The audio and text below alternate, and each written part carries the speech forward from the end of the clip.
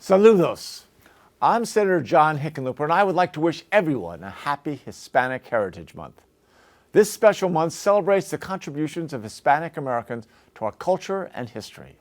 It also coincides with the anniversary of Mexico, Costa Rica, El Salvador, Guatemala, Nicaragua, Honduras, Belize, Chile, Puerto Rico, and many other Latin American countries achieving independence.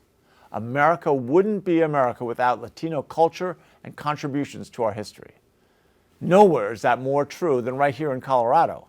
From the original state senator, Casimiro Varela, who helped write Colorado's Constitution, to my old friend Ken Salazar, who was just sworn in as ambassador to Mexico. If the pandemic taught us anything, it's that our society doesn't always live up to our ideals of equality. The pandemic showed us the inequities in our economy. As a result, the burden of this crisis has been borne disproportionately by Latino communities. When the government told folks to stay at home, many of our Hispanic neighbors didn't have that option. They redefined the phrase essential worker and showed up for us. And that's something we will never forget. That's why I'm here in Washington fighting for a pathway to citizenship for our essential workers, our temporary protected status recipients, our dreamers, and undocumented farm workers to whom a grateful nation owes an enormous debt.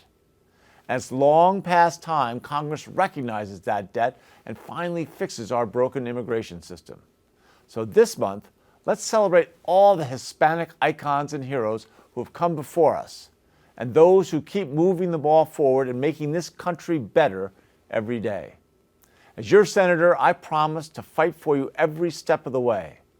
Estoy en esta lucha con ustedes hasta la victoria. Que viva la independencia y la justicia.